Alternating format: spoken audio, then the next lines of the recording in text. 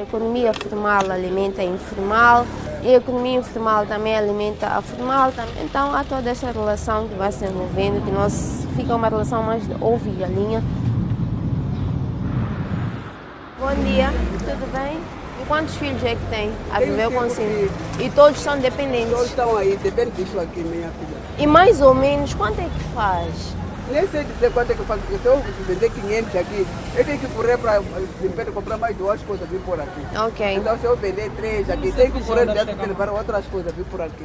Ok. Agora não sei mais ou menos quanto é que eu faço, nem sei dizer, para conseguir cozinhar nesse dia, amanhã voltar de novo. Assim se Eu acho que é melhor começar pelas próprias barracas. Muitas delas estão mesmo ao lado das suas casas. Aqui já tem uma banca, mercearia. Boa tarde, tudo bem? Com este negócio, consegue realmente dar a vida que gostaria? Um pouco. Consigo comprar pão, comprei pão, até que...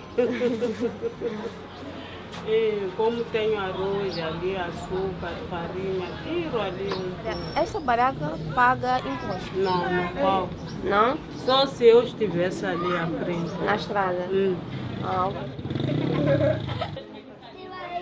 É interessante saber que muitos desses negócios funcionam sem um critério de rentabilidade ou viabilidade. Estão numa fase em que as pessoas não necessariamente fazem uma análise se o negócio tem lucros ou se não tem. O que elas querem mesmo é dar continuidade daquele negócio, que acabou o estoque, vai comprar o dinheiro que fez, dá para comprar o estoque, compra o estoque e repõe o estoque. O que mostra talvez uma certa deficiência em termos de conhecimento sobre dinâmicas de negócio e rentabilidade.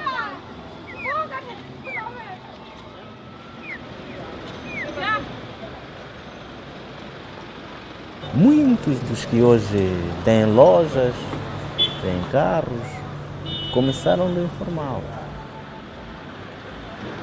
Eu estudei, eu fiz a licenciatura como vendedor informal. Eu tive que aprender a fazer negócios. Eu vendia bolachas, chewingas, cigarros, petróleo, óleo e tudo. E isso permitiu-me pagar as minhas propinas, as minhas fichas, os meus livros, transporte e alimentar a minha família.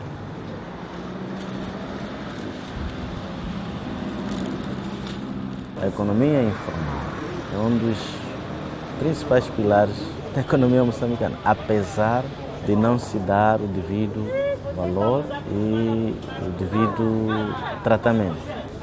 Não é isso que está a acontecer. A ideia é erradicar o informal, como se o formal pudesse suprir as necessidades que essas famílias que vivem do informal têm. Devem ir ao mercado. Mas será que temos mercados para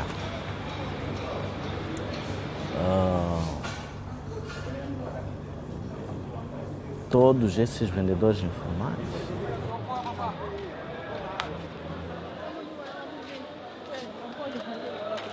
Eu vendo temperos, vendo mel, moringa, amendoim, feijão, por dia pago 9 meticais no banco.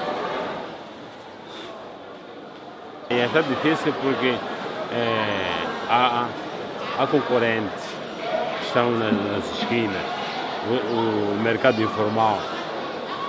Então o mercado informal usurpa o nosso pão. Usurpa a clientela, toda a clientela que nós tínhamos já desapareceu. A maior parte deles já não entra nos mercados. Se tivéssemos uma banca que zela pelo crédito para os vendedores dos mercados, seria bom.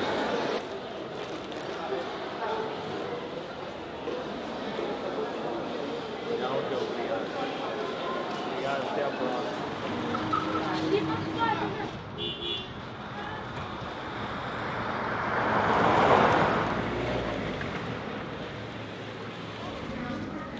Aliás, O traçado das nossas estradas é feito, às vezes, se não na maioria. Daniela, quando começou, estava vendendo o quê? Estava vendendo só cerveja mesmo, usava um colmo. Na altura nem tinha bem, não tinha energia. Tive que fazer o empréstimo no banco.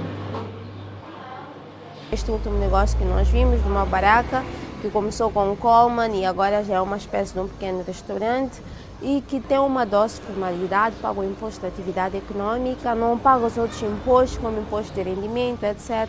Não tem uma contabilidade organizada como tal, mas ainda assim consegue ser um negócio com uma dose de formalidade que consegue estabelecer ligações com o banco. Isso já é muito positivo, mostra não só que é possível adaptar o setor informal a estabelecer ligações com a banca, como também a própria banca também começa a ficar flexível em tentar absorver esta parte da economia que não tem os requisitos que a banca clássica requer, mas tem uma certa rentabilidade que pode ser aproveitada pela banca.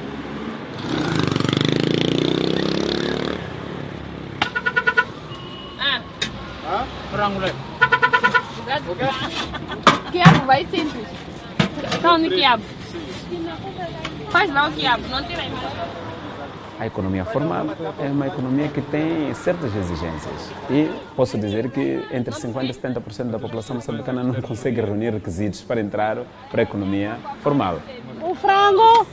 Mas o frango, né? Sujamos a cidade, né? Guisado de frango! O cidadão moçambicano hoje devia ser um pouco mais rico do que é, olhando para esses indicadores que nós temos. Liberalizamos a economia, mas não criamos condições para que as pessoas, os cidadãos, pudessem chegar até lá. A economia hoje é mais aberta que em 75, que em 90, por exemplo. As pessoas podem atuar nela normalmente, mas nós não criamos condições para o cidadão que nós temos, que é um cidadão com pouca formação, que é um cidadão analfabeto, que é um cidadão sem dinheiro, sem capacidade. Então, por 40 anos de independência, nós não conseguimos criar condições para que os cidadãos pudessem participar da economia de uma forma ativa, de uma forma legal, de uma forma protegida, né? Ainda é um grande desafio que nós temos hoje. O número de pessoas pobres é tão elevado. É elevado porque as pessoas não participam da economia.